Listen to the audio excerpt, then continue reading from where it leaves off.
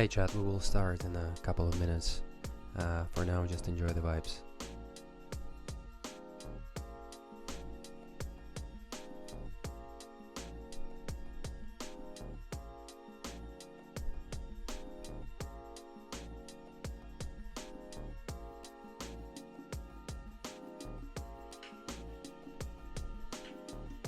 Whoop, whoop.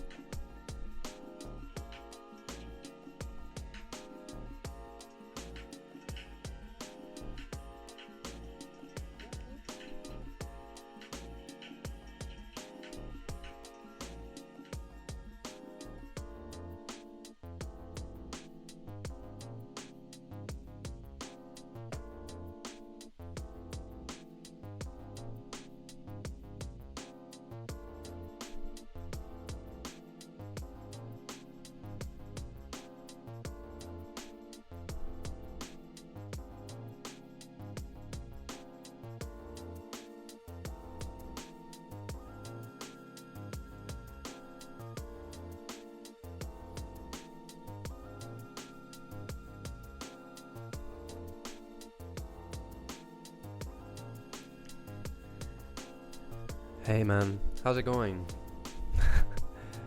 How was your day today? How was your week? Tell me what's up. What's going on? No, stay! There's going to be a lot of cool shit.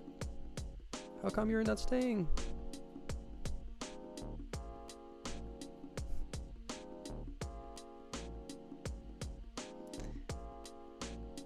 Tell me, what's going on, man? Long time no see.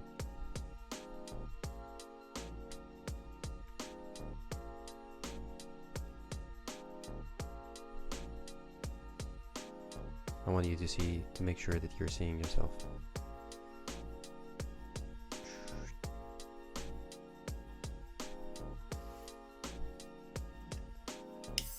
So today we're going to talk about a lot of cool stuff, and I wanted to spend some time to chat with the chat.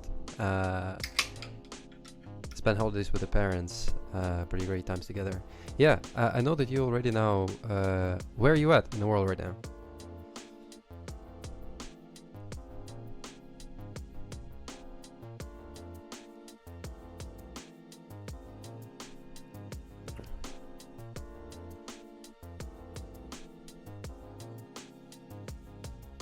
I think I saw you like flying somewhere on the plane today. Nice. Cyprus. I hope that it's a nice weather right there, man. In Amsterdam, it's pretty shitty. It's like raining all the time, and it's probably like +5 or 6. We had fucking thunderstorms. Can you imagine? Like on the 31st of December, we've had like lightning and thunder, which was very, very scary. I'm like very scary of climate change. And if you want to get super fucking scary, you can go and check out an amazing TV series on Apple Plus, which is called Extrapolations. That will scare the living shit out of you about the climate change for reals.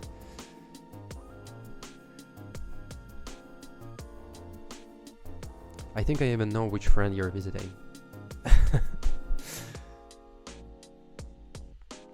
So today we're actually going to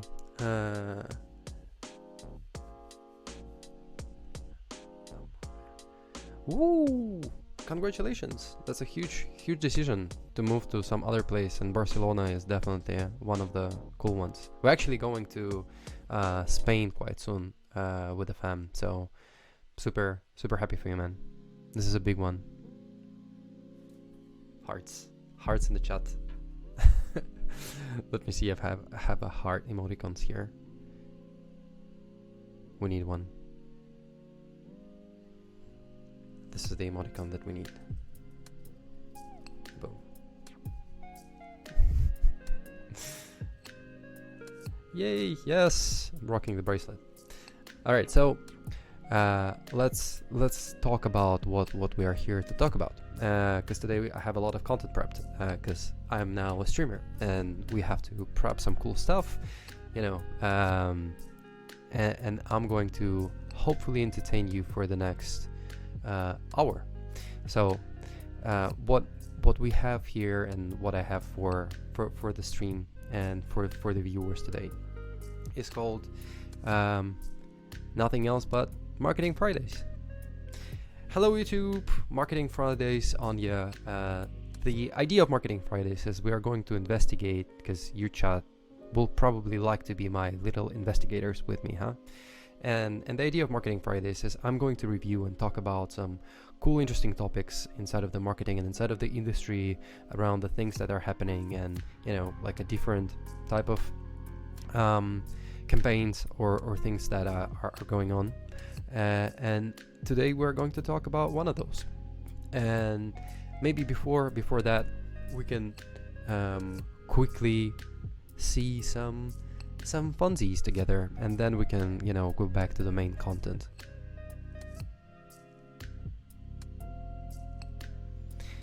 And as always, maybe we can see some hi ya love you lose. And if I will lose, I will drink my Coke in one go. Alright, let's give it a try, huh?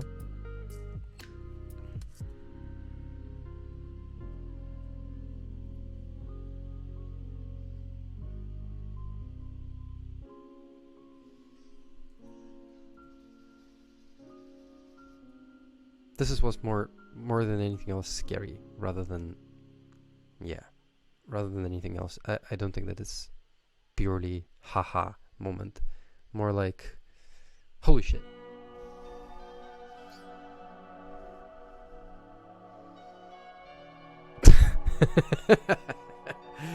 Alright, this was funny.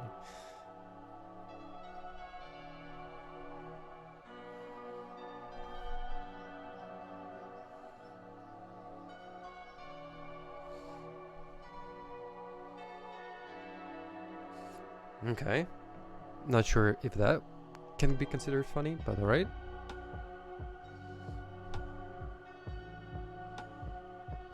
As a Russian, I cannot really... And it's not really Russia, man. This is... I shouldn't stop it. I should just watch this the whole way, I think.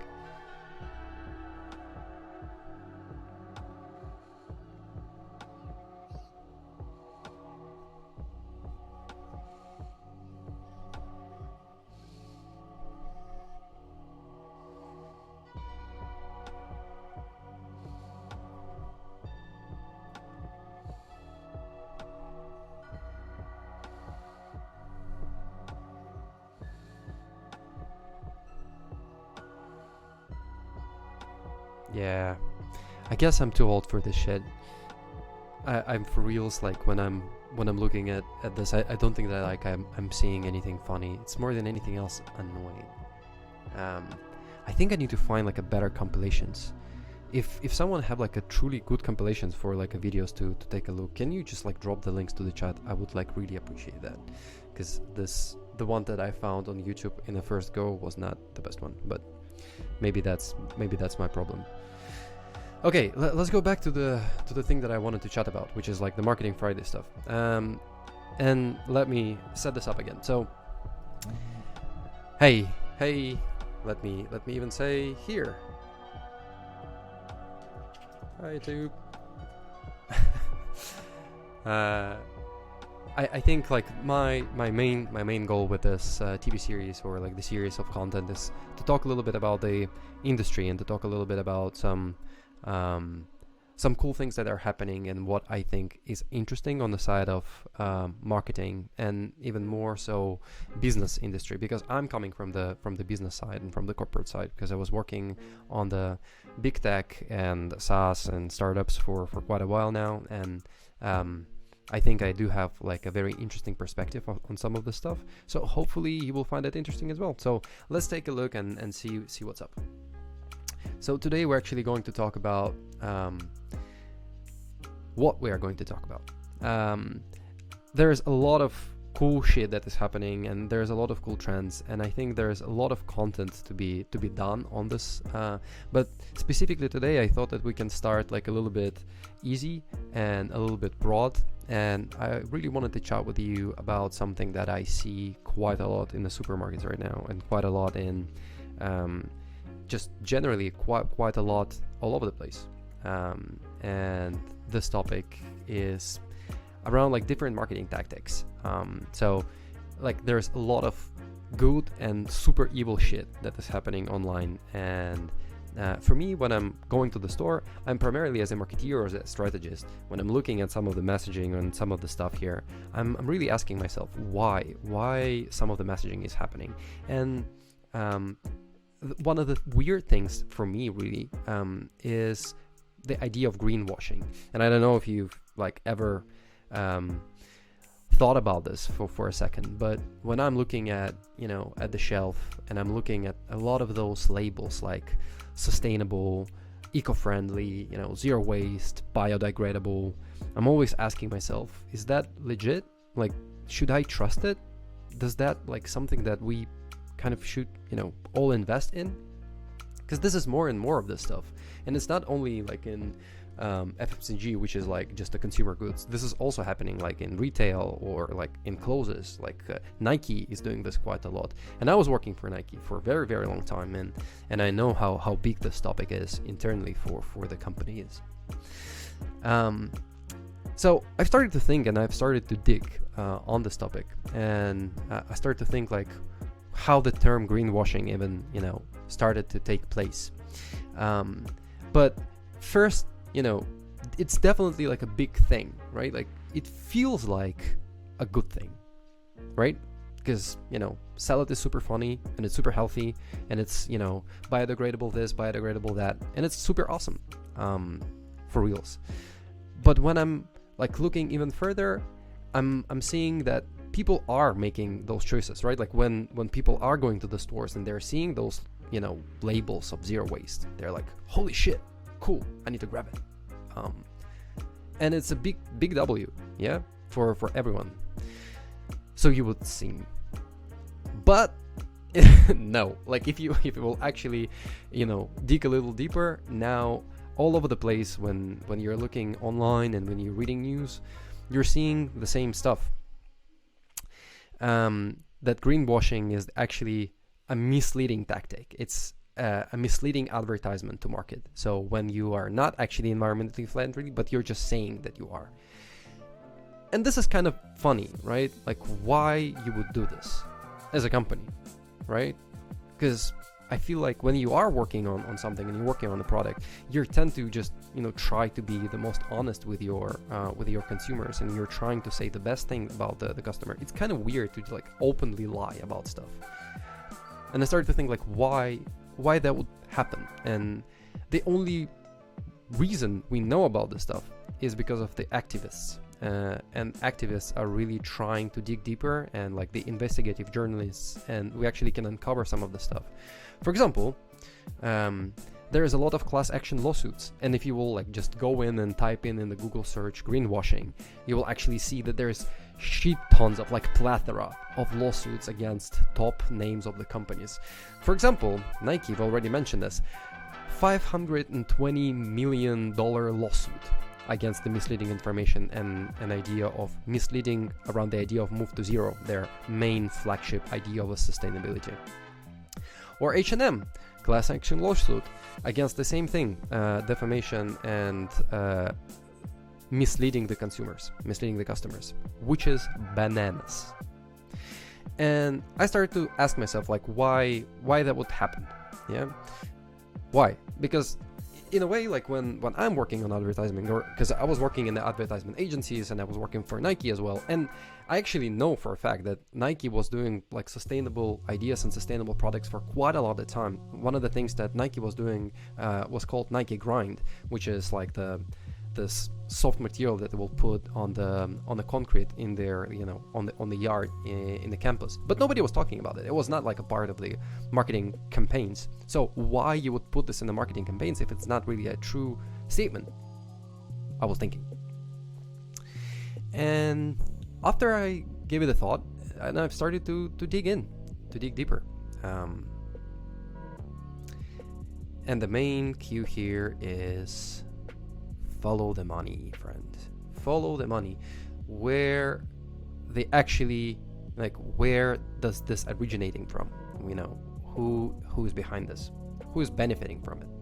And this is a really good question when you're trying to, as a strategist and as a normal human being, when you're trying to figure out stuff. That's a normal way to ask yourself about this. So I've started to think about this, and I've started to to look into this a little bit more. And the story, like, strap up, because this is going to be like a long one. The story starts from 2015. Actually starting like way earlier than that, but for the sake of this particular chat, we were going to start this in the 2015, which is the Paris Agreements and the United Nations Paris Agreement, which in a nutshell is a big document that outlines that we as a planet should do better, and we should reduce our carbon emissions by 2050. And yeah, this seems like a good idea, right?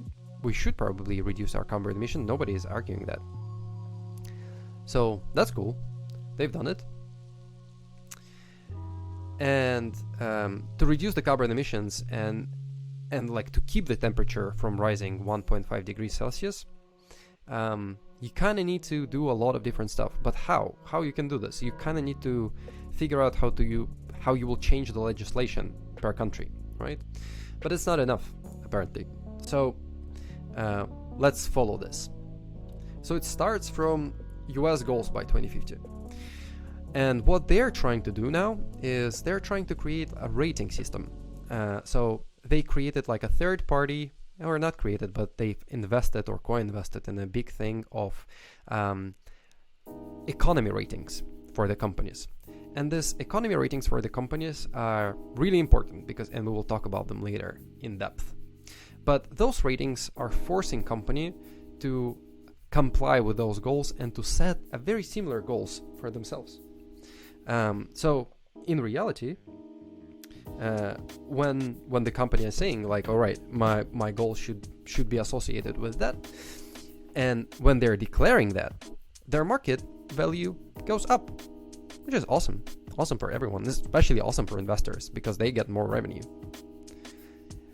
But the products today are very different from products that might be cool by 2050. So much so that there's a gap. But you kind of need to start today, like you kind of need to start doing something. So even though they're not really can commit to those long timelines, they need to start green marketing program. They need to start like, in a way, virtue signaling in order to say, we are the good company for the government and for the customer. Which makes sense. Like it's like logically, it does make sense to do something like this.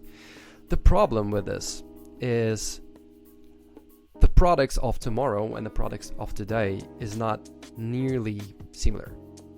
They have a very big gap in between each other. So marketeers have to figure out some stuff. Like they kind of need to figure out how to actually do this.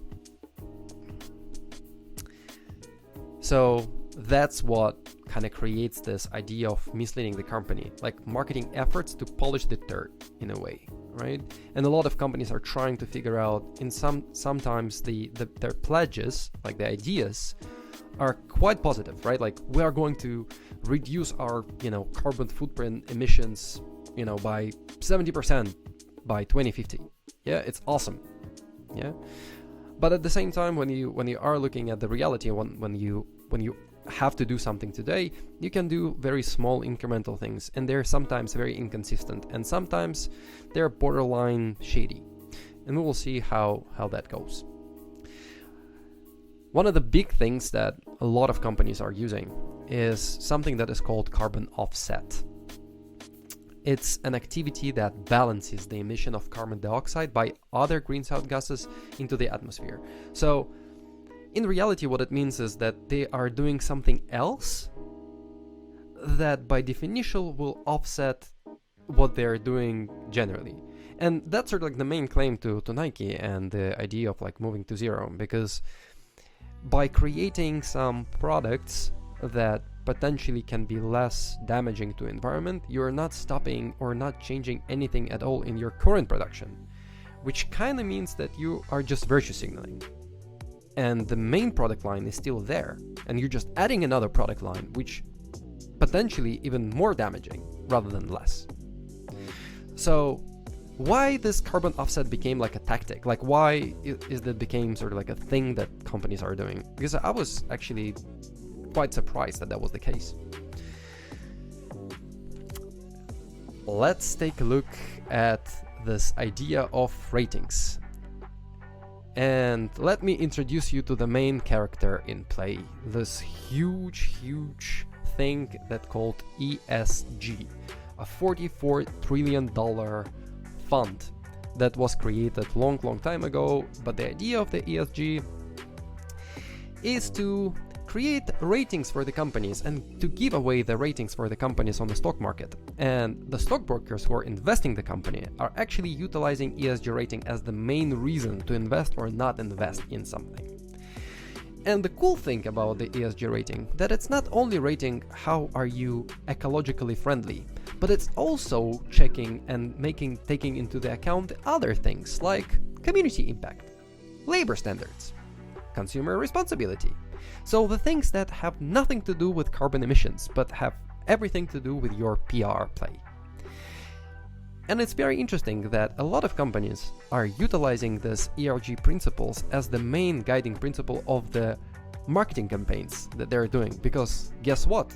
They can get a better ESG rating and a better investment from the stock market.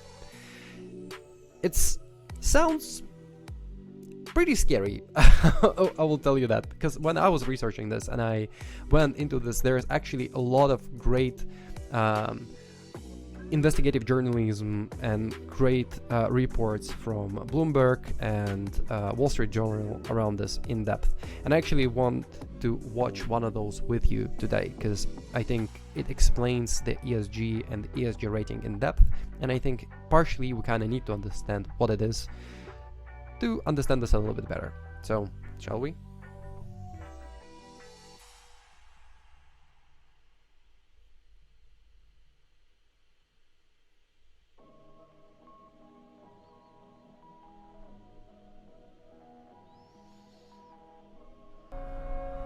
Capitalism right now is going through a reckoning. There has to be a way in which profits and planet align. ESG, in theory, should help, but that's not what is happening today. Our sustainable investments benefit you and parts of the world that need it most. The whole business is built on the idea that you can invest in companies that will allow you to do well as an investor, but also can do some good for the world. Perhaps the greatest investment opportunity in modern history. ESG is now big business. It represents, by some estimations, something like $35 trillion worth of investments. And in the last 2 years, it's grown by 15%, and that rate of growth doesn't seem to be stopping. Underneath this entire system are ratings that look a lot like the credit ratings of companies, but are based on completely unregulated data. And one company has come to completely dominate that business, and that's MSCI.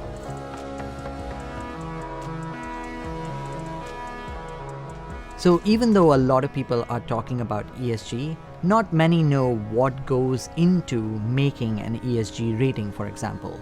And that rating is what becomes the basis for decision making for investors. ESG ratings focuses in on what's significant to a company's bottom line. What we found is that the foundation of this multi-trillion-dollar new cash machine for Wall Street is not at all what it appears to be, and that it's really almost exactly the opposite of what people think it is. So are you catching this, chat?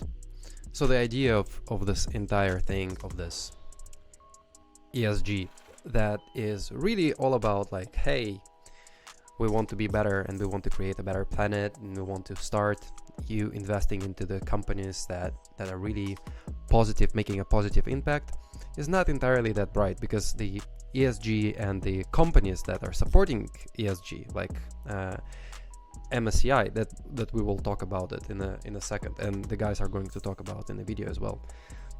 It's kind of like a very deep rabbit hole, And I was not expected to find something like this when I was researching this topic, to be honest, but we're here, huh? So let's continue.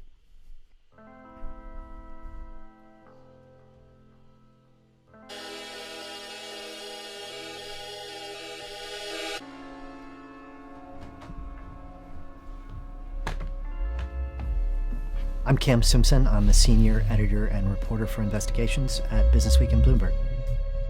There are about 160 different companies that sell data and ratings that purport to rate companies on their environmental, social, and governance practices or factors. Because it's a completely unregulated business, because it's completely subjective, the ratings can land anywhere across the board. MSCI's rating system is built on scores, and they're converted into ratings that look like credit ratings. AAA, top of the line, CCC, bottom. By mimicking a credit rating, which is regulated, which is based on regulated data, MSCI has created kind of an aura of respectability, Very an aura of important thing, confidence. right? So this is an unregulated field, right? So there is no actual law systems that controls this. So they, by just mimicking those credit ratings, which is also, by the way, are super shady, they are creating an aura that this is actually somehow legit. Around these ratings. I'm Akshat Rathi and I'm a reporter with Bloomberg News. I write about all things climate. MSCI has been around for more than 2 decades, and it started its life as a company that would arrange stocks in an electronic index. As the company progressed, it found this demand for ESG metrics, that people were interested in not just ensuring that they were making profits from their portfolios, but that the companies within those portfolios were also aligning with society's goals. And so about 15 years ago, MSCI acquired a number of companies that gave it the ability to be able to create ESG ratings. MSCI has become the giant in the field. By one estimate, 40 cents on every dollar that is spent on ESG ratings is earned by MSCI. So what MSCI does with its ratings really matters to the entire industry. So if you're a company, especially a bigger company that's included in the S&P 500, for example, your ESG rating can really significantly help you in the world to get included in one of these funds. It can lower your cost of capital, which also can help you. And so they're really keen to have good ratings. And so when a company's rating goes up, MSCI produces an updated report that shows what the key factors were that led to the company moving up the ESG ratings ladder, moving up its score, moving up its rating. Now we're coming to the crux of the story. So how are they changing the actual ratings? What is the methodology of how they're changing the ratings? And as I said, the spectrum of how they're looking at the company and how they're looking at the rating is very, very wide. So in fact, they can change the methodology from year to year. And the methodology is not entirely standard. They can choose to use one of the things and just drop another. And because it's not regulated, nobody can really test it, and nobody can really read the fine print of how the methodology is changing from year to year. And somehow this is happening all over the globe. And this is a $44 trillion fund. Let me remind you. Ladder, moving up its score, moving up its rating. And so I started just with that, with a list of companies and upgrades, and to see how quickly and how high some of them could climb. We found half of the companies out of the 155 that we looked at got upgraded just for sitting still, because MSCI changed the way it weighted the score or changed the methodology, so their scores went up as a result. Take McDonald's, for example. Its total emissions are those that match Half of the fucking fucking companies get updated their score based on nothing. Half. 50%. Insane. This is insane.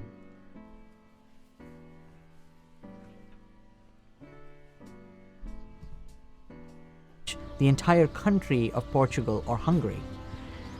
And much of those emissions come from its use of beef. But when MSCI gave it an ESG rating upgrade in April 2021, it did that by reducing the weighting of emissions from a mere 5% to nothing, and instead replacing it with a new initiative that McDonald's had launched around recycling.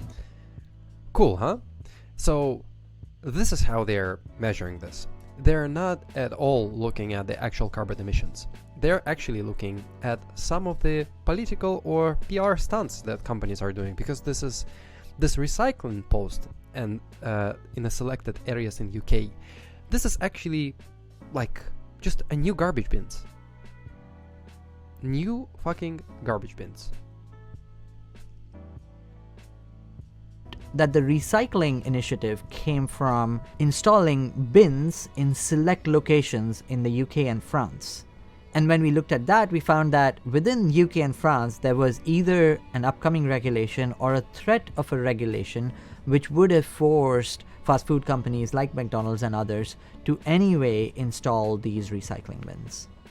And so McDonald's essentially got a ratings upgrade for doing the bare minimum that it should have done anyway, and for not being counted for all the emissions it was putting out into the atmosphere. Huh? So I actually urge you to go back to this and look at this more in depth. There is a very specific evil moment at minute 8.14 when the CEO of MSCI, this rating agency, is talking about how he's protecting a capitalism by doing what they're doing, which is quite scary and quite crazy. But going back to the ESG and like this rating system. So as we said,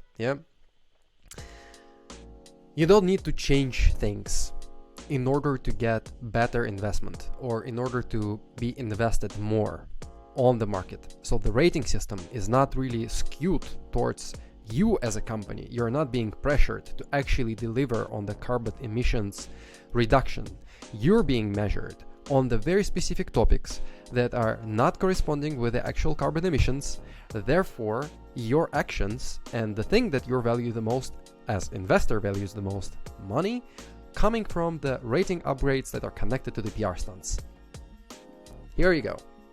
So in reality, now when you're like going through this with the additional layer of information that we have, chat, now you're seeing the bigger picture, which is you have the United Nations Paris Pact, which is reduction of the carbon emissions.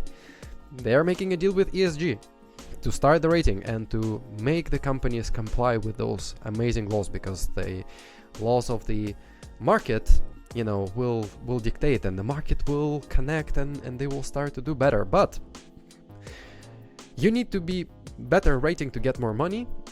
The companies and the investor says we definitely need more money. The market value goes up, and they're just saying, hey guys, we just need to make this happen. So the actual fault or the actual big pressure are going on the marketing teams instead of the products. Because if you're installing garbage bins and you're posting about it, you're getting a better rating. Therefore, you're getting more money and your capitalization is getting bigger. So that's a huge problem. Yeah. And we are bio, eco, zero waste angels. That's sort of like the communication that are happening on the market. And that is sort of like the back wheel of how this greenwashing is actually appearing. And this is extremely funny because the term greenwashing actually appeared first in 1986, and it was created in the hotel industry. And the activists actually understood that the claims of, hey, let's reduce the amount of towels that we are using to be more green, which probably you saw in the hotels by now, is not at all connected to the environmental safety. It's actually connected to the reduction of cost. Well, there you go, chat. This is how the world works. I'm sorry to break this to you, but that's the cruel reality of the world we're living in. So going back to this, is that it? Like, is that just like a finishing line for today's Marketing Friday, and we're just like living in a cruel world? Well, no. EU for the rescue! Da, da, da, da.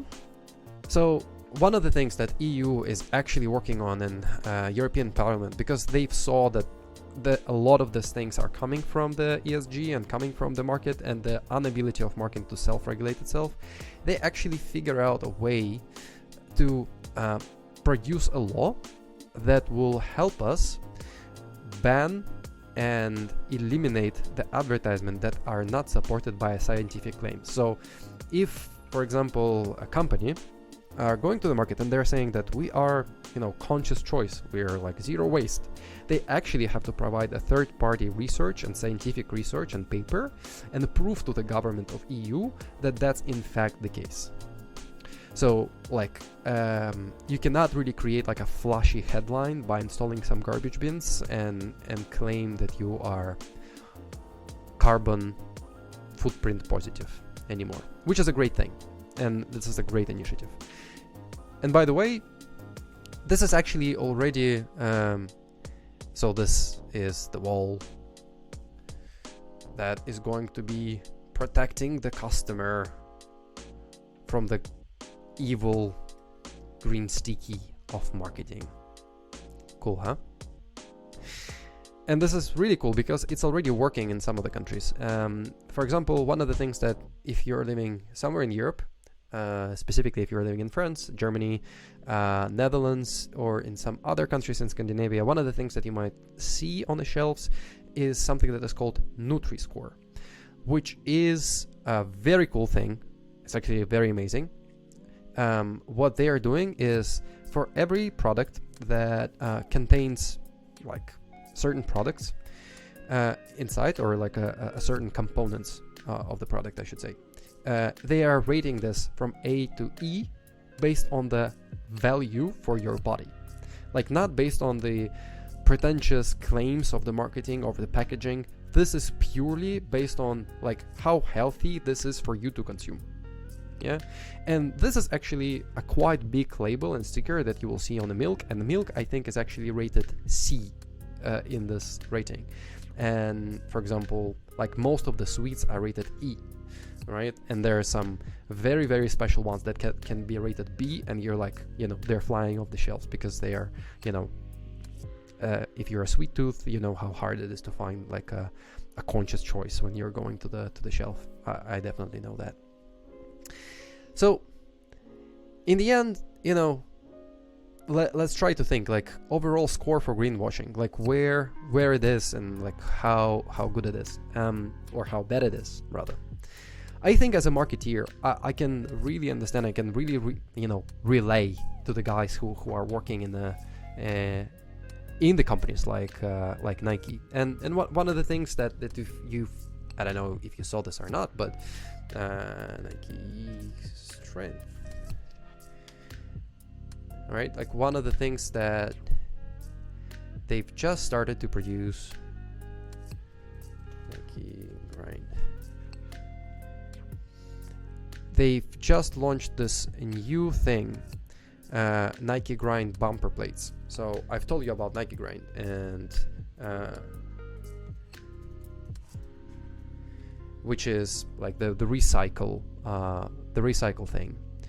And now they're actually making like a weights out of it, like a bumper plates. And that's not only Nike, like Rogue is doing the same, and you can see this by like those grains inside of it. And this is a great initiative. Like I think, like honestly, like to do something that is like positive for the planet and actually build something out of it is awesome. But I think the incentives for the companies are currently not set up in the right way, and that's why it's creating a lot of miscommunication and actually like false advertisement, because it's set up in that way. And I feel like that after the EU will start and put their laws in, and that will actually make a big difference, because inside of EU we have almost 500 million people, 500 million customers that are paying customers. And usually when the laws in EU are made, they're creating a big precedent, which what happened with GDPR, if you didn't heard about that, which is the privacy and law protection for your data. And each time now, if you're going to each service and you're using the services in the Europe, you need to agree with the GDPR approvals. And one of those great things and the bad things at the same time, because for example, we couldn't get Threads, the app by Instagram, because of those regulations, and they had to make an additional things to prove that they are not, taking the data for granted, which I think is an awesome thing. So for now, I would say that I would rate all of this communication around 2, which is, I don't think that's intrinsically evil, maybe even 3. And I think there are some companies that are legitimately trying to do a good thing, but the vast majority of the companies that are playing in this field are incentivized from a very dark place, financially speaking. So hopefully we'll have a new laws, and that will create a new set of marketing rules for all of the companies that will give us a better product in the end. So that's our Marketing Friday talk for today. I hope this was enjoyable, and it's definitely going to be a part of the video that we will launch together. But hey, let me know down the comments if that was interesting at all for you, and I hope to do more of this content moving forward. So thank you for joining, and thank you for watching and listening. I'm going to back to my intro page. Hello. Hey, Prof Chicken. Nice to see you here. Thank you for the follow. How are you today, man? Did you catch anything from the Marketing Friday that we've talked about, or you're just joining in? Let me know in the chat. And you know what? Like, one of the things that I wanted to do as well with you guys is sort of like just explain how those chats are going to happen, because I think one of the things that I would really like to do is sort of like to talk about the things that are interesting to me. And I'm not only interested in marketing purely. There's a lot of stuff that I wanted to chat about and explore a little bit more with you. And hopefully this, variety streaming is sort of tough, right? But I hope that, the best thing that I can do is like trying to be as authentic as possible. And usually for me that comes from, when I'm trying to honestly talk about the things that I like. But I also conscious of the things that, that are interesting for the chat. So what I thought might be a cool idea is to maybe create like a survey for the chat here, and just ask people what do they think, because I can prepare a lot of different topics, because I've worked in the industry on like research and marketing and strategy for maybe like 12 years now, and there was a lot of things that I was figuring out or trying to get my toes into. So I thought that I can ask you guys directly what topics are interesting for you, so maybe we can dig deeper into them together. Like this ESG stuff was pretty crazy, and I hope to find like some other cool topics to chat about. By the way, Prof Chicken, are you still here? I wanted to ask you, man, like where are you from, how are you, and just like to know you a little bit better. Hope it's not like sound creepy at all, but I have one viewer, and I and I would really like to interact with someone, because I've just was talking for Jesus Christ for 40 minutes straight, and I need some interaction. From Toronto. Holy shit, that's a long way. I actually following one guy on the Instagram. I think his name like Jim. He's like a millionaire from Toronto, and like his whole content is about like how crazy the Toronto is in terms of the prices, and like how crazy it is for people like they're not able to afford the house. I hope that you that you are doing great, and this is not something that, you know, crushing you. But I know that that's like one of the biggest cities that have like a bubble, and I think Amsterdam, where I'm from, also in the list. I've actually was looking into this a second ago, like market bubble real estate.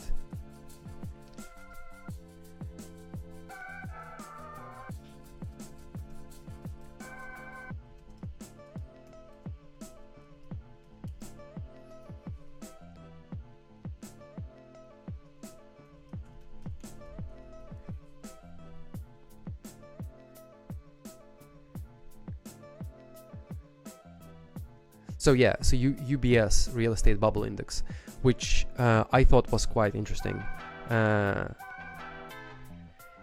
And check this out.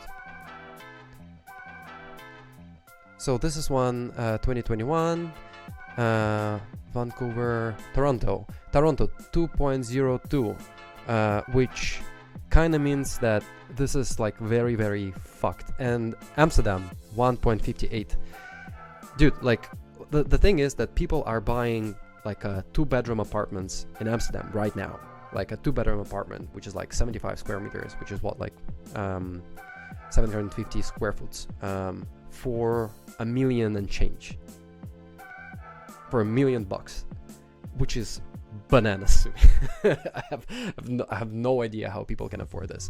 And what more surprising is that they're like presuming that the price for the apartment is going to grow, which in reality it's like an NFT, right? Like you're just hoping that somebody else are going to buy this with more money, which I'm not sure that there is more money to actually go and buy something.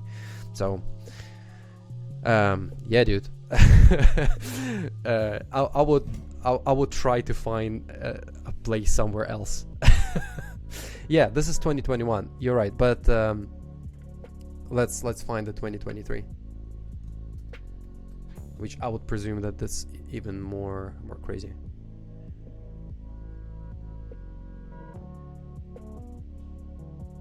Come on. 2023. There you go. Okay, Amsterdam. Toronto, number 7, 1.21. It's in yellow now, which is good. Yeah. Relatively speaking, yes. But like, I'm wondering, like, what would be like the average price for the like a 2-bedroom apartment, let's say, in Toronto right now? Actually, screw that. Tell me, like, what type of, like, if you would try to go and find for a place, what would be the website that you would look for? Like, because let's just go and take a look.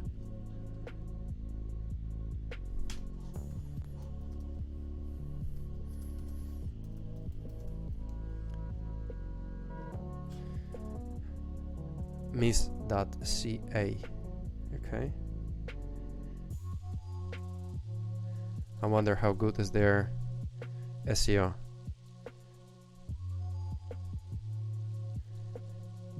Not that good, man. What you said?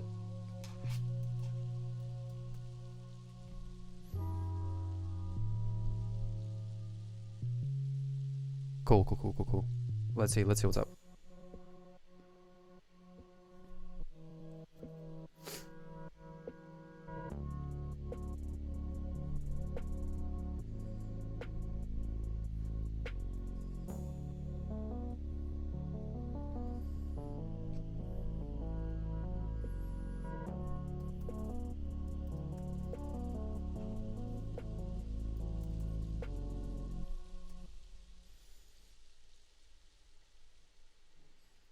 There we go. Okay, so we are trying to find something presidential in Toronto.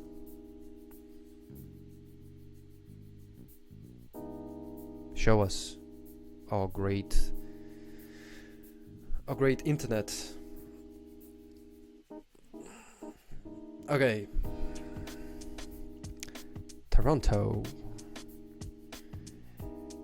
Okay, let's see. What would be like the good suburban area to check out in Toronto?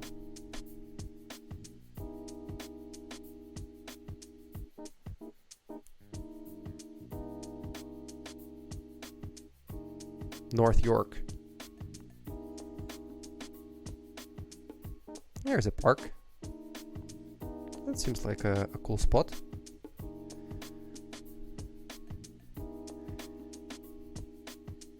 Okay, 3-bedroom apartment.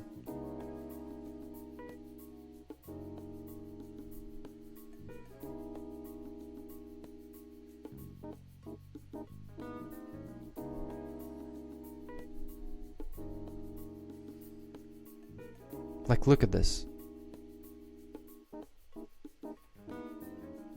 I would say that this looks pretty smallish.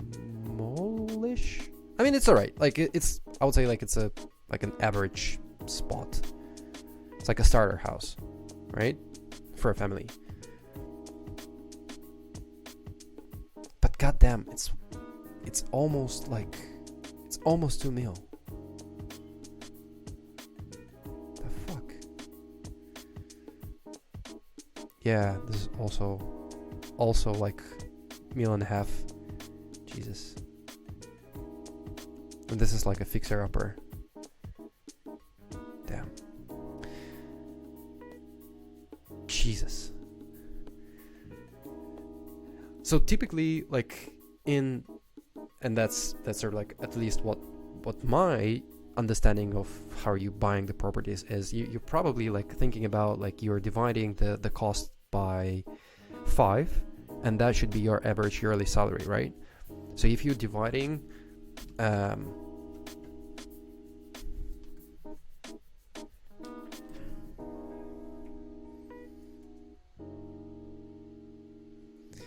if you're saying like, okay, I need to buy what you said, 1.7, right?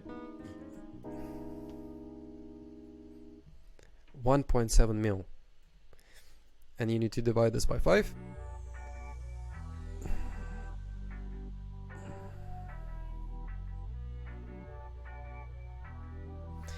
You need to earn around $340,000 per year before tax. Okay. This is insane. I don't know. Like, I feel like I've been on the employment market for like 12 years. I'm nowhere near the sum. Like, I have no idea how people can earn this much. I mean, I understand how people can earn this much if you're, I think, a vice president, right? Like, I think that probably is your yearly salary, but everyone cannot be vice presidents, right? Yeah, I guess. But still, like, even if you're like buying, let's say, like 1.7, it's for like a super rich guy. When you're thinking about like super rich guy, you kind of don't think about this, right? Like, this is not, you're not thinking about this. This is not like a super rich guy home. Like, this is like what? This is like from the 80s. Like when you're looking at the TV series of like a working dad, like with a bunch of kids, like that's his house. That's not, it's like a vice president of a fucking company. So yeah, I think it's a little bit fucked up.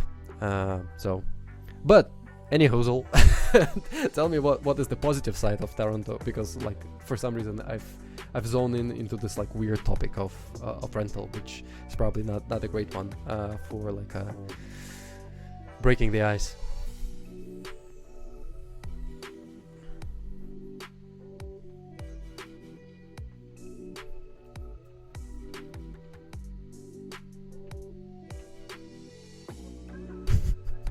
I know, right? Okay, let me go back to my thing, because I had some other plans for the stream today, and I do have everything in my note. Because believe it or not, that's actually my first stream, like I'm first time launching all of this. It seems like it's not maybe, but it is my first first time presenting something to people, which I'm quite excited about. I think it's pretty cool. Yeah, so yeah, dude, I hope so too. Well, for now, I at least I want to do a couple of streams a week. So Wednesday and Friday. Friday I will do some research and the topic like this, and on Wednesday I will do some reactions and like just play some stupid online video games and things like that. So the survey, huh? Let's get into it. So if we want to do the survey, I think let's just go with almighty Google. I do have Drive.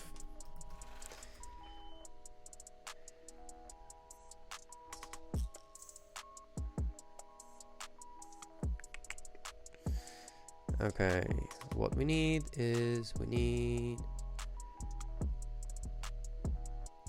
a new amazing survey.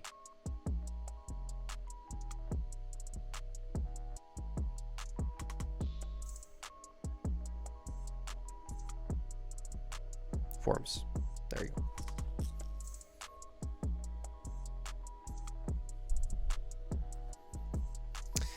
All right, so let's how we should call this. We should call this let's call this Stream Think Tank.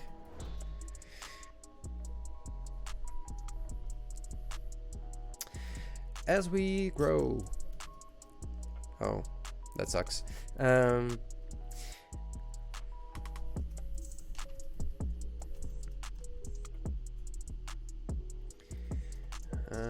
going to research some new topics around marketing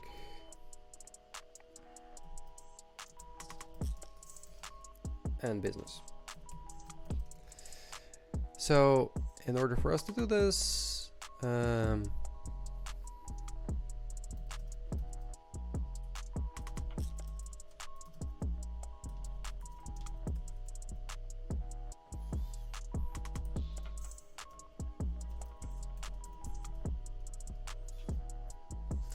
right, man. Have a great one. Have a great evening, and hope to see you in the chat again soon. Cheers. Peace.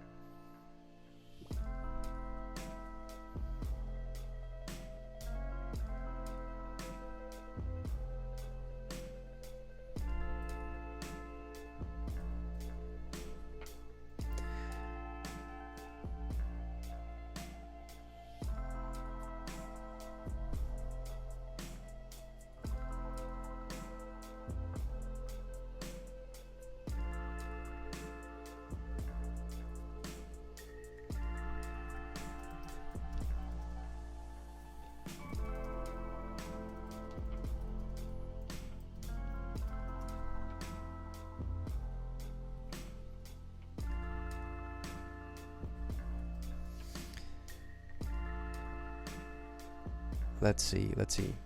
So I think it's much better to probably think about this in a sense of multiple choices or linear scale.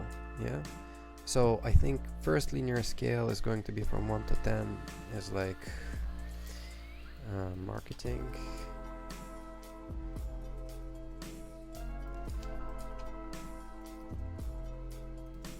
Let's see.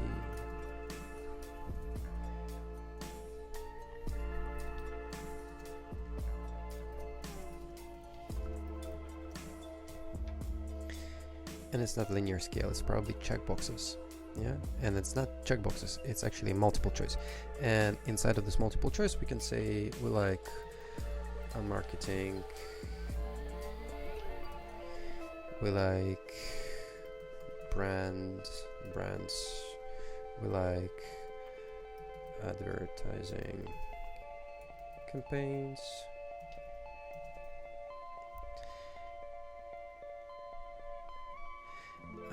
we like more maybe business analytics, like market news. Yep, seems fair. And maybe let's add other. Cool.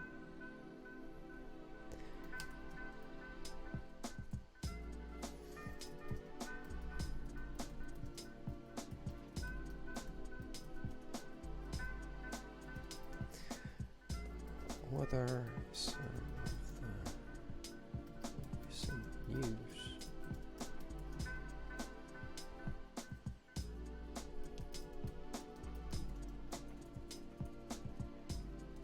Oops. You were interested in.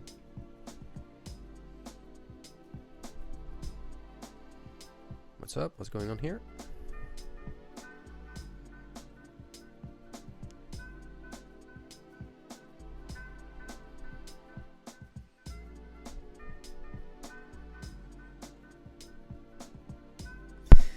Yeah, that was... Alright. That was some messages from my friends. Paragraph. Yeah. Short answer. Cool.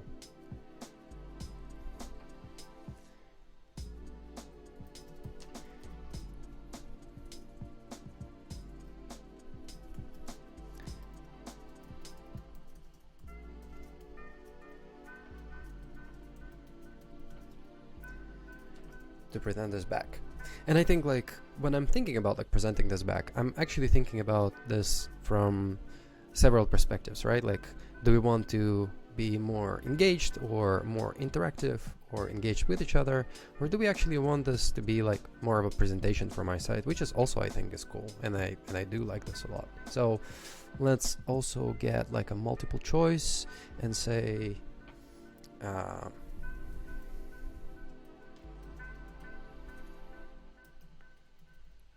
tells us how it is. Maybe we have something like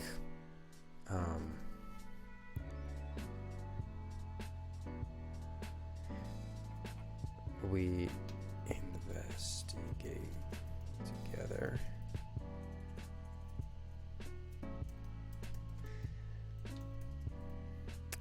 Yeah. Who's the good investigator? I kinda don't want to use Sherlock Holmes because this is fucking lame. We investigate together. Other option. Life.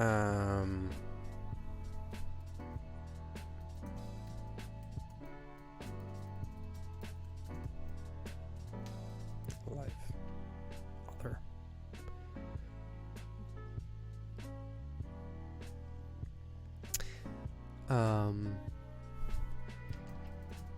Would you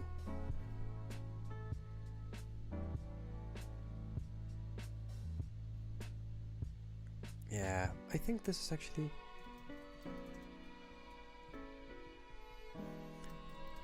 tune in for this maybe next time.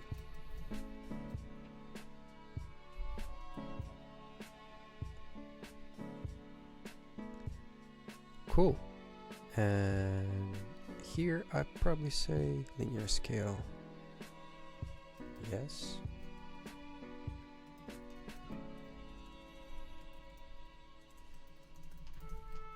No, this sucks. Sure thing. Nice. Okay, so I feel like that this sums it up quite well.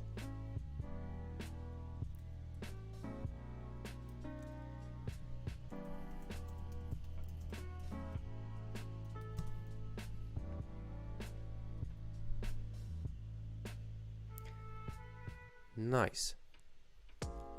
All right.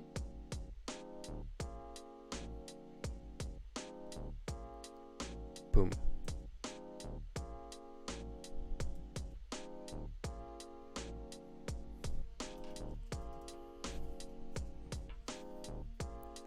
So what we will do now is we will just literally generate a QR code, and I will slap this on top of the screen somewhere. So you, look at me, you can go in and actually just go ahead and create, answer, and give me your opinion then. Boom. Nice. Let me just add this in. I can add image, right? Add source. New source. QR.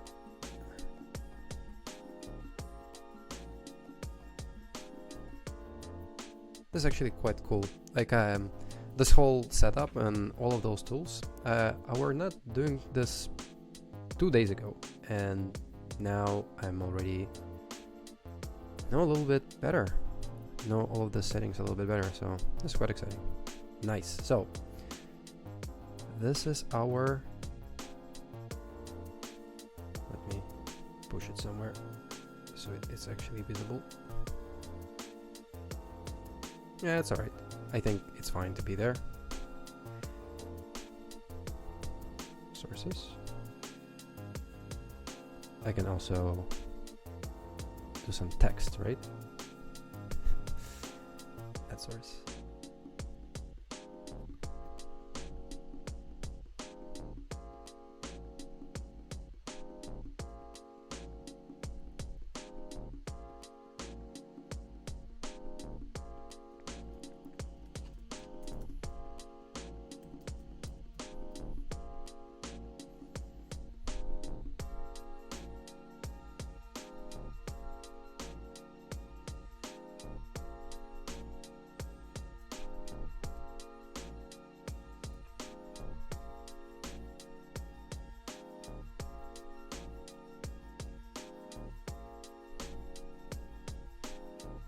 Nice.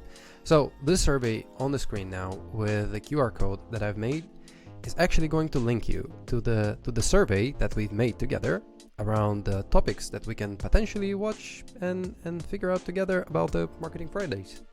Let me remind you what we have in the survey super quick. So the survey is really about like us approaching this as a think tank, right? So we want to have several things that we are thinking about. Is like what we would like to learn more about. Is that like marketing, or we would like to learn more about brands or advertising campaigns or business or analytics or market news in general. So what is exciting for you? And if you have a specific topic that you're interested in, did you encounter any cool news recently that you were genuinely interested in? And if yes, just like drop a couple of them, because I think the big piece about it, like when you are approaching those things and when you are like trying to build like a new interesting topics as we've built today, and if you guys like watch the chat about the greenwashing, maybe there are some other ones that you could be interested in. And then like the way you want this to be presented, or the way you think it would be cool to see in the next time we were chatting together, which is maybe that's something that I'm just tells you or presenting to you like I did today on the Miro board. Or there is a better way of doing this, like we investigate together and we just like sitting and watching the videos, and we are like putting together all of this presentation together, and then in the end we were giving like we are doing a talk, and so that's like a collaborative thing. Or you send me stuff and we react to this live, and you know, would you tune into something like this for the next time? This is the all things that I think I would love to know about from you guys. So put your phone up, you know, scan the QR, and you know, make sure that you're answering something in the survey, so I can better content for you. So hopefully that was quite cool, and I'm definitely going to put together a VOD and a video that I will drop to the YouTube channel that I have, which links down below. If you're first time here, make sure like to leave a follow, and you know, say something in the chat, say hi. I would love to chat with you as well. But for now, I think we are going to move into some new things, and perhaps just figure out what we will do next. I had like a couple of ideas in mind, really. So maybe we can just play some games in the evening just to relax a little bit and wrap it up on the nice positive upswing note, I guess.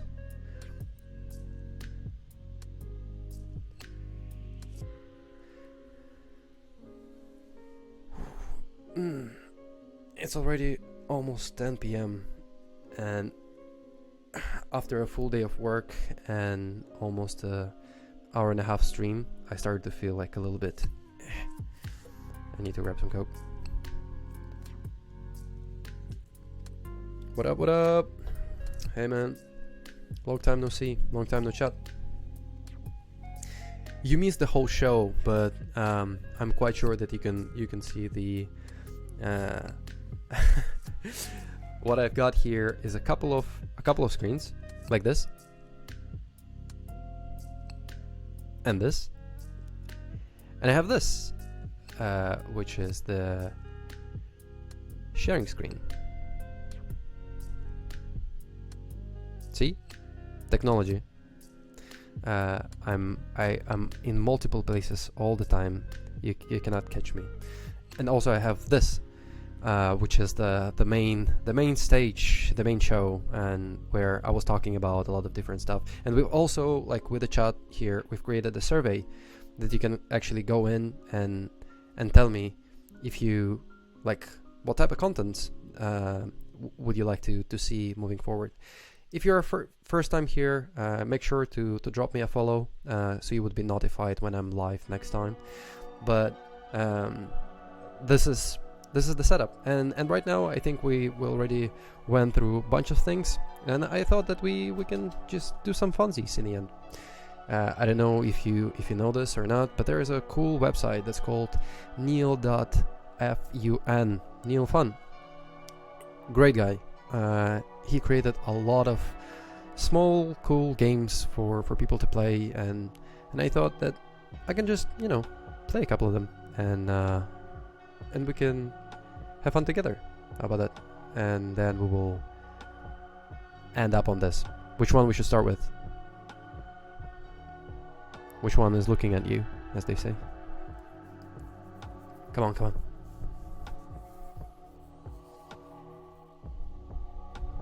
I need reaction.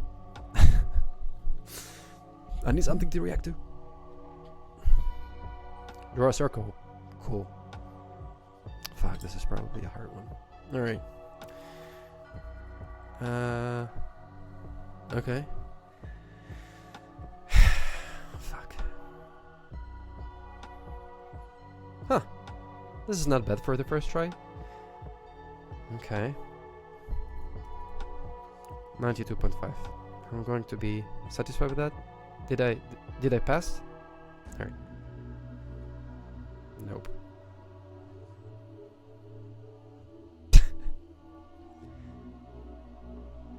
Fuck, I needed to stay with that 92.5. Nope.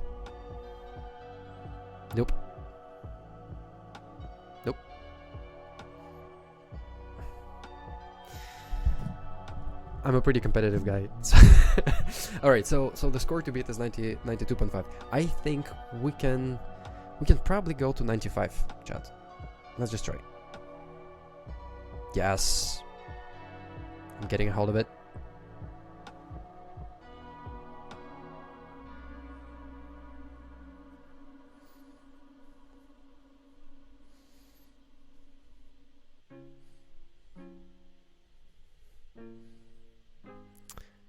Fuck.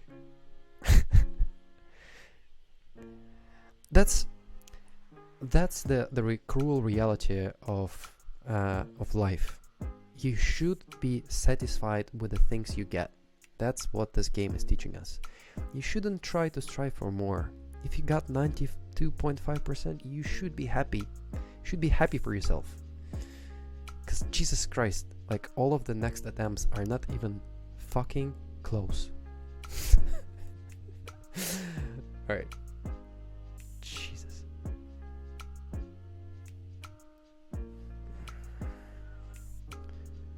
All right.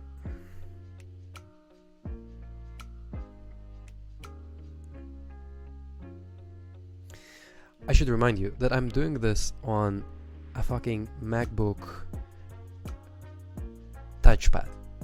So this is like, I should get some extra credit, I think, for even attempting.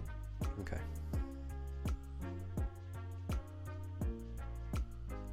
For fuck's sake.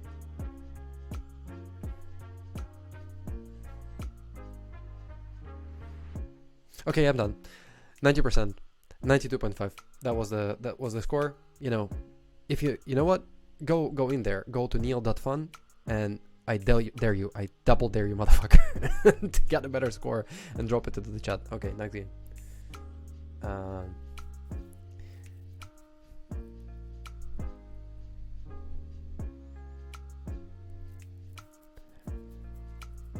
What, Ixarama? What do you think?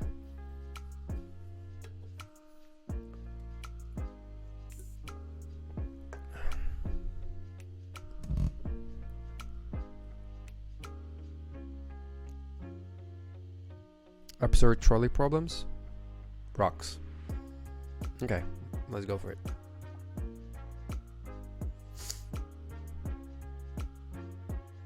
Okay.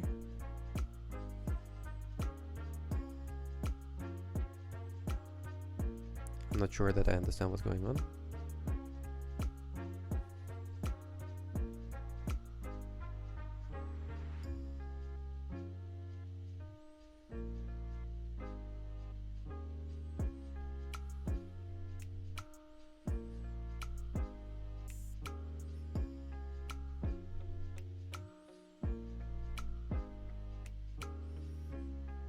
Oh, I think we are in a glitch town. This is too much. This is too much for my small laptop. Let's go with absurd trolley problems. Alright. So a trolley is heading towards 5 people. You can pull the lever to divert to the other tracks, killing one person instead. What you will do. Ooh, you know what? I've actually watched a super dope video about this. So I remember that this was actually one of the problems that, it's not only a classical problem, it's also like one of the problems that is being shown to the Harvard law students on the very first day of like ethics class. And one of the things that the professor was saying in the video, and I'm not entirely like recollecting it, and we can actually pull it up and take a look. But the idea is, if you're intervening, you're becoming a you're actively becoming a participant of the event. Meaning, if something is happening and 5 people are killed, at least you're not, like, ethically, you're not involved, right? So you probably shouldn't be involving yourself, because you otherwise are going to be ethically connected to this. So I don't know, what would you do? Would you pull the lever or do nothing?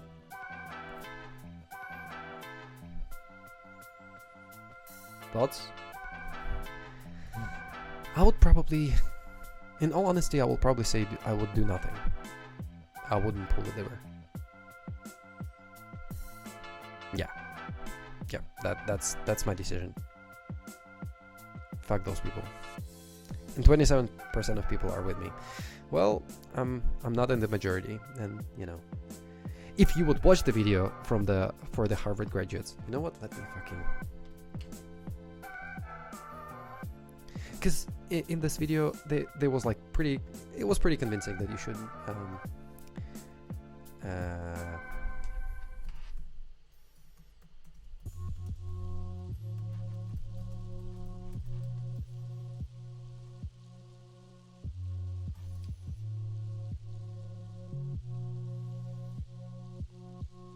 check this out. Yeah, so this is the one from 7 years ago. And this is the Harvard University Online. And the moral side of murder. There you go. That's the video that I was watching. Yeah, that was the one. So, if you really into this and you want to be better as a human being, and you know, don't touch the the fucking livers and kill 5 people, you should watch this video. I'm just going to spam you.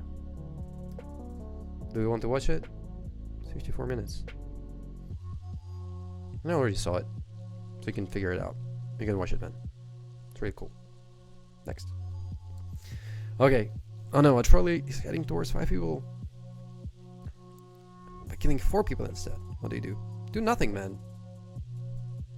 Already told you. That's the premise. I don't want to be part of it. Ethically, I don't want to. I will run away. You can pull the lever to divert it to the other track, but then your life savings will be destroyed. What do? I guess we already established the pattern of how I think about this problem. I'll do nothing. Fuck those 5 people. That's my life savings you're talking about, man. Oh no, what trolley heading towards 5 people. You can pull the lever to divert it to other track, sacrificing yourself instead. What do?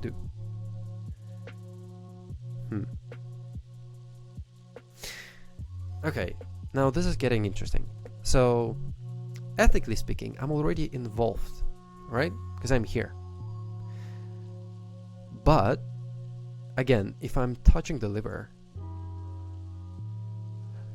So no, wait a second.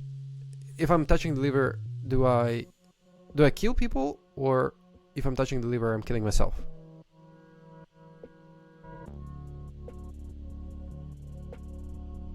Chat, do you understand this? Am I killing myself or I'm killing people?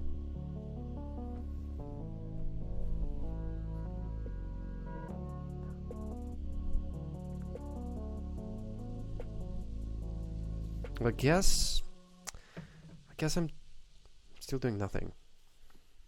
Yes! That was the answer I was looking for. And 61% agreeing with you.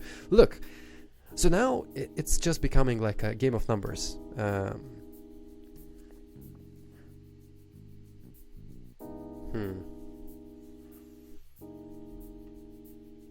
Yeah, fuck Mona Lisa. I'll say 5 people.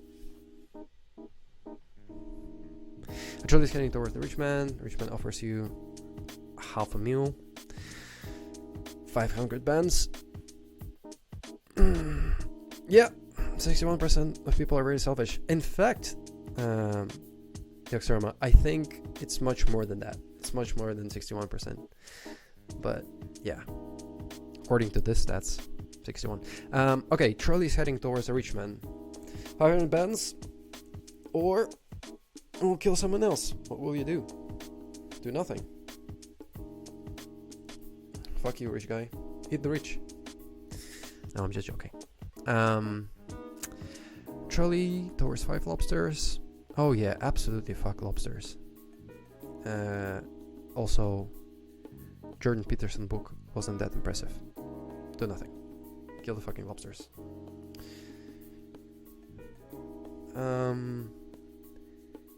It's heading towards 5 people. They're sleeping. Won't feel pain. Again, do nothing. Ethically, I think that's the right thing to do. Okay, now I'm interesting. Like, because I'm not going to watch like a 54-minute video, because I don't think anyone have time for that. But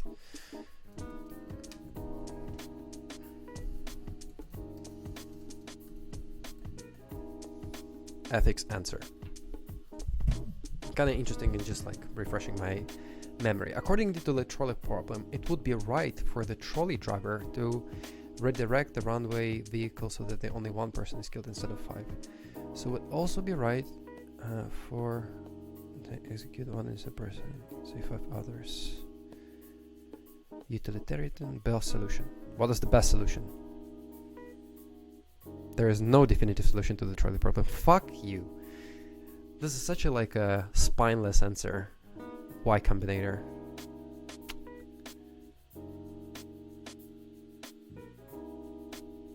Yeah. If I remember correctly, like the main thing inside of the Harvard trolley car dilemma, at least like the answering queue or the way they were organizing the thought is by inserting yourself into the equation, you're becoming a part of the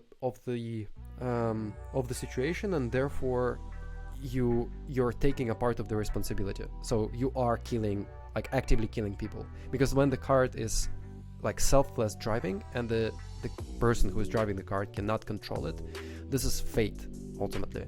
But when you're pulling the lever, you're actively becoming a murderer. And it doesn't matter if you saved someone, you actually killed someone else. So by doing this act, it's a bad thing, right? So I don't know. In my world, I feel like that's the right thing to do. So do nothing. That's my answer. And now 79% of people are with me. Look, and that's the same problem. And in the first one, what it was, like 26 or something like that. So yeah.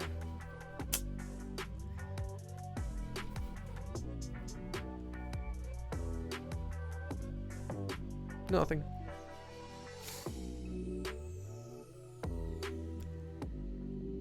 Yeah. Moral high ground. I think that's my answer. Let's see what else is going on here. Password game. Please choose the password. Huh. Okay. Would you like to choose the password, chat? Any suggestions for strong password?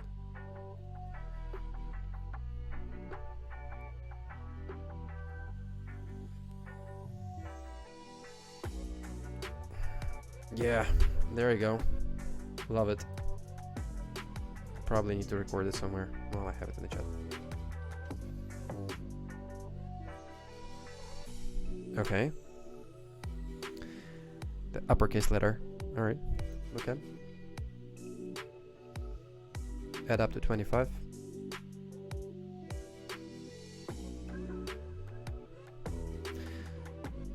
That's a good answer, but probably if I slam my head into a keyboard, I will not get add up to 25, which is currently 12.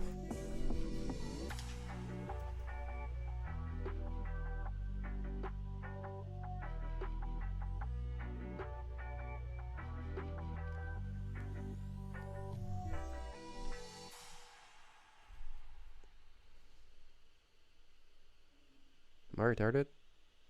Yeah, I am. A month of the year?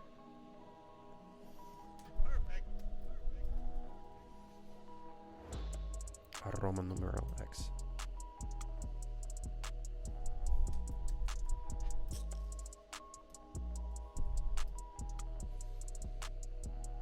Multiply to 35. Multiply to 35. Oh fuck. It's 5 on 5. No, it's 7, right?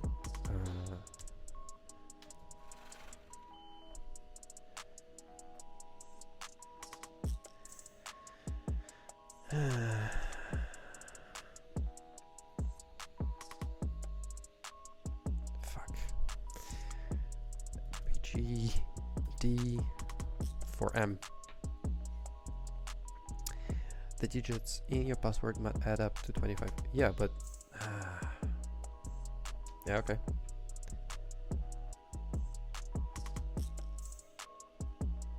Today's word answer.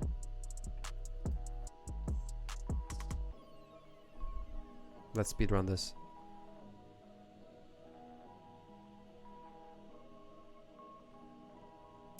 That's like a very worthwhile investment. And the thing is, for the New York Times to invest their precious time into a Wordle, that's something.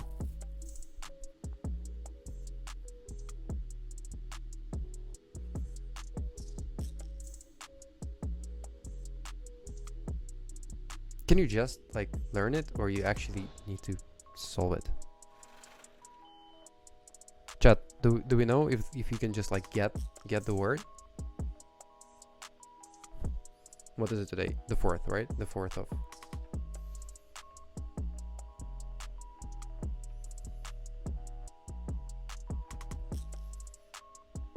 I shouldn't just put today. I should literally do the Jan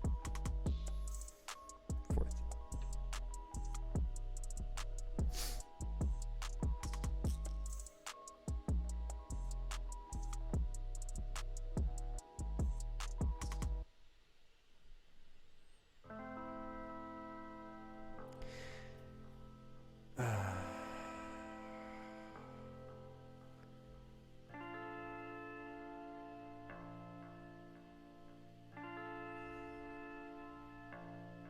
Hmm.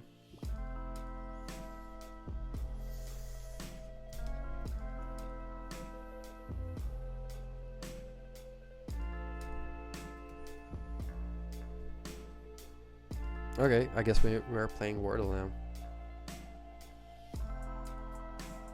How the fuck the game does know what today's Wordle answer is? Are they updating this every day?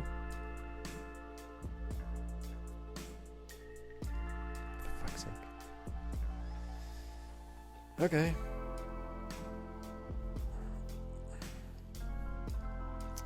What are we starting with?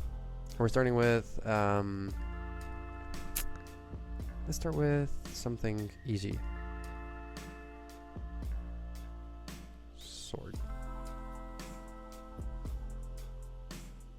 Okay, so as far as I remember, the R, you have the R in this word, but it's not in this spot, right? So we need to find a letter with R, which is in a different place, and we also need to check out different letters because all of those are not in the word. Any suggestions in the chat, by the way? Like, because I'm really bad at this.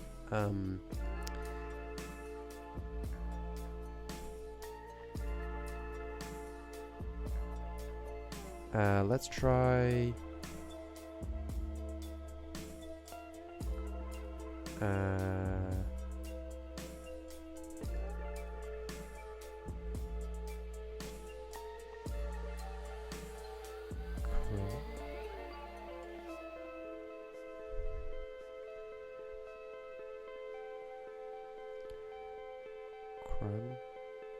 crunch? No.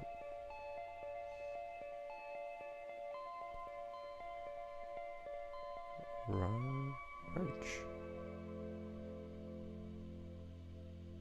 Okay.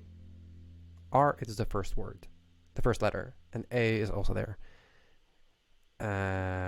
So R, we know that.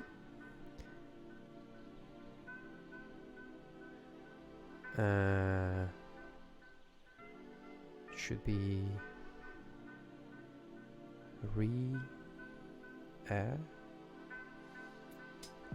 react. Okay, let's do this right now. So it's not on the second, it's probably either third or fourth. So it's R A something in the end. Ooh, we did had the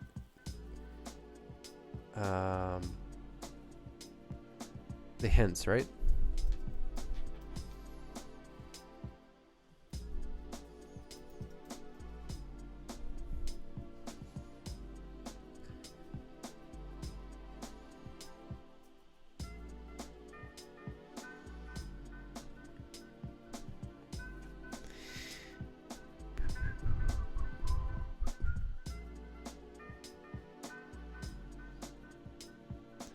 There's no repeating letters. The answer is used as a verb and an adjective. The vowel is in the third position. Barely adequate. Barely adequate. The vowel is in the third position. No, it's not. Okay.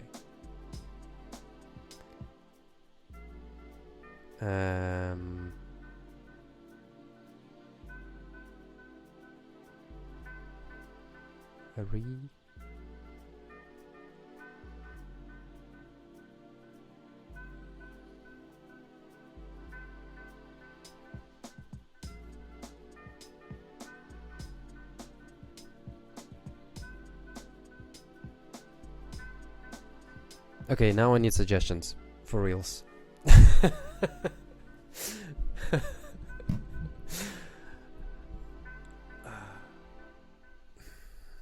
Is this even like the word of the day today or no?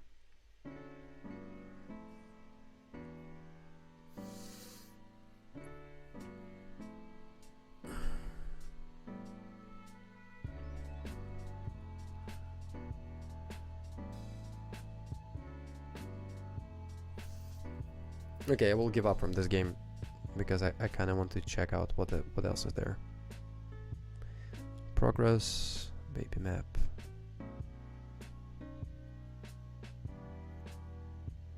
Universe forecast. Asteroid launcher. There you go.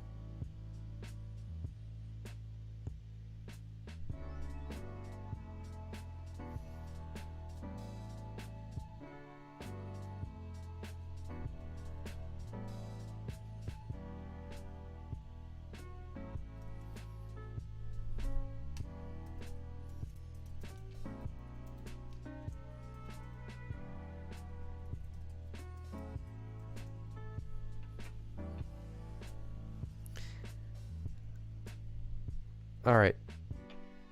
Where do we want to slam this? How about just in New York? 500 meters diameter, speed, impact angle, 54. Alright. Iron, stone, carbon. Let's see.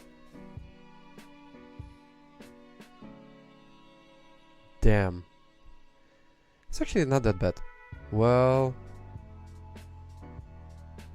yeah, 35,000. Yeah, that's quite a lot. 3 kilometer wide. Jesus. Alright. What if we will do... 1.5. Super quickly. And...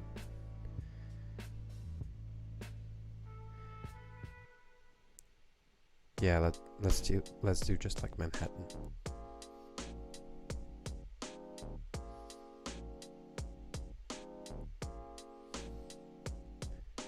Again, surprisingly, well, I mean, it's a million people, right? But like you would think that if that would be like a holy shit situation. Oh. Damn. 89 kilometers fireball. Okay, that sounds not that good. Jesus. Okay, enough of impacting asteroids for today, I think. So chat, what do we say? Let's call it a day. We've done a lot today. Oh, by the way, if you haven't saw, we've done this cool survey thing. Right, let me show you.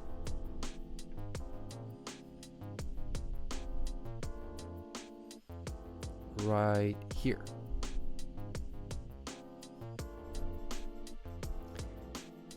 We have a QR code. And the QR code is helping us to share your ideas for the next streams, because today we've talked about a lot of cool stuff, and it was really cool to see the activity in the chat and talk with folks. And you know, hopefully you will join me on next Wednesday when we will react and play some more video games and just talk about stuff, listen to some good music, and get to know each other a little bit more. And then on Friday we will figure out a new topic to dive into and be together like a small investigative journalist team to get to the bottom of things. So thank you so much for joining me today, and I really enjoyed our stream and our chat, and I hope to see you together soon. Hope to see you on Wednesday. Peace.